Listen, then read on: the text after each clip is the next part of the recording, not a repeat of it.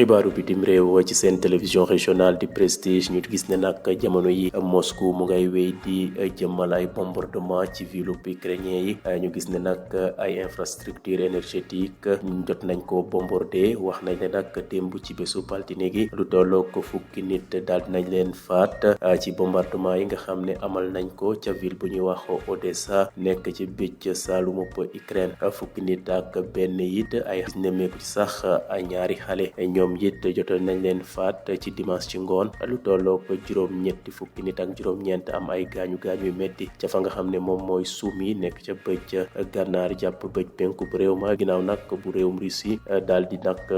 tiré missile ca benn immeuble yoo xam ne ay nit ñoo fa dëkk président bu réewum Ukraine di Volodymyr Zelensky wax na ci Telegram ne armée russe de daal dina tiré ay missile balistique jëmale ko ci dig-digalu bu Odessa ak benn immeuble yoo xam ne am nañu fa dëkk ak université ak bâtiment administratif ba daal di nag am na yàqu-yàqu yu bëri yoo xam ne am na ca moom daal wax na ne Russie daal la muy def mu ngay koy méngee ak la nga xam ne lu ëpp la te waaye ñoom de wax nañ ne daal li nga xam ne moo jëm ci seen jàmmarloo ak Russie duñ ca mos a dellu ginnaaw. jóge fi nga xam ne nag moom mooy Europe de l'Est dem ca fa nga xam ne mooy Moyen-Orient lu tolloog juróomi nit daal nañ am gaañu démb nag la xewee yemoo nag altine ki fukki fan ak juróom-ñett ci weeru novembre ca ville bu ñuy wax Ramat Gan nekk ca banlieue est bu Tel Aviv ca Israël ab benn jigéen la boo xam ne dafa am gaañu yu metti ginnaaw nag bu waa Hezbollah daal di tirer ay missile jëmale ko ci fi nga xam ne moom mooy Israël information yooyu nag ñi nga xam ne ñoom ñooy armée Israël ak sécurité yi ñoom ñoo ko bëral ñu gis ne nag sirène ya nga xam ne ñoom ñooy war atu nit ña ngir ñu fagarlu su nekkee ne dañoo sukki jëmale ci seen kaw ca daal dañu retentir ca wala daal dinañ yuuxu ca fa nga xam ne moom mooy ville bu Tel Aviv ak yeneen ville ya nga xam ne ñoo nekk ci diggub Israël waa défense civile ñoom ñoo xam ne ni mel wax nañ ne nag armée israélienne nag xam ne na daal wala génne na ab communiqué wax ne nag jot nañu intercepté ay projectiles yoo xam ne dañoo jóge woon fi nga xam ne moom mooy réewum Liban bi nga xam ne ñoom ñooy xeex ak ñoom jamono yi police bi nag wax na ni daal ba nga xamee ne missile yooyee daal dinañ daanu la jëm nag ci débris ya maanaam tojit ya daal ñoom daal gis ni nemmeeku nañ ko ci zone bu Tel Aviv loolu nag moo indi nag gaañ yi nga xam ne ay nit jot nañ koo am ci li nga xam ne moo jëm ci tir missile yooyee. jeexalee xibaaru bitim réew yi ca fa nga xam ne moom mooy Afrique de l'Est bureau bu procureur général bu réew Mozambique daal di nag clamé ki nga xam ne moom mooy opposant bu ñuy wax Venancio Mondlane nekkoon candidat ci élection présidentielle yi te ñu gagné ko mu woote woon li nga xam ne moo jëm ci wàllub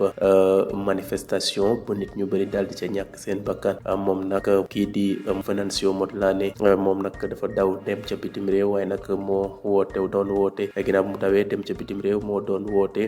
ci tàmbalub diggub octobre ci ay mobilisation wax ne su nekkee ne fraude am na ci élection yi nañu nit ñi daal wàcc ca mbedd ya wone seen ñàkk ànd ci ni ni mel ñu gis ne nag ginnaaw bu ñu ko amalee it ca élection yi ay manifestation organisation des nations unies wax na ne daal lu tolloo ko fanweeri nit jot nañ leen faat ci manifestation yooyee organisation yi nga xam ne ñoo nekk ci société civile ca Mozambique wax na ne nag lim bi ëpp na noonu lu tolloo ko juróom benn fukki nit jot nañ leen faat autorité yi nag wax nañ ne daal yàqu-yàqu yi nga xam ne manifestation yooyu def na ko jéggi na dayoo ba tax na nag ñu ngay demander compte ki nga xam ne mooy Venancio Mondlane mi nga xam ne moo doon woo xale ngir ñu wàcc ca mbedd ya faw nag yoon daal di ko topp. Moscou multiplie les bombardements contre les villes ukrainiennes et ses infrastructures énergétiques ces derniers jours. Au moins 10 personnes ont été tuées hier lundi 18 novembre par une frappe russe contre Odessa dans le sud de l'Ukraine. 11 personnes dont 2 enfants ont par ailleurs été tués dimanche soir et 89 autres blessés à Sumy dans le nord-est du pays après qu'un missile russe a touché un immeuble résidentiel. Le président ukrainien Volodymyr Zelensky a précisé sur Telegram que l'armée russe avait tiré un missile balistique sur la périphérie d'Odessa et qu'un immeuble d'habitation, une université et un bâtiment administratif avaient été endommagés. La Russie montre ce qui l'intéresse exclusivement la guerre, a-t-il décrit, affirmant qu'il ne s'agit pas de frappes aléatoires, mais de frappes démonstratives.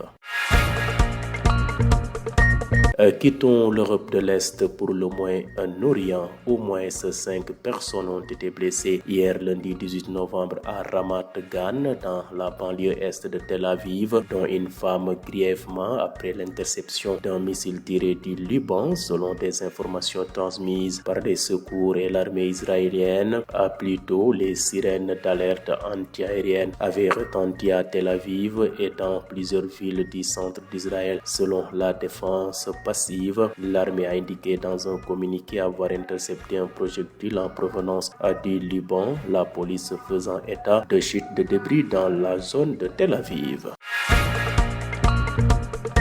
Bouclons rapide de survol de l'actualité internationale en Afrique de l'Est. Le bureau du procureur général du Mozambique a annoncé hier lundi 18 novembre avoir déposé une plainte au civil contre Venancio Motlane, le candidat malheureux à l'élection présidentielle en fuite à l'étranger. Il appelle depuis mi-octobre à la mobilisation contre la fraude électorale. La répression de manifestations a fait au moins 30 morts selon l'Organisation des Nations Unies, plus de 60 selon les organisations de la société civile. Les autorités estiment que des pillages et des dégradations ont causé des dommages et demandent des comptes à Venancio Motlane.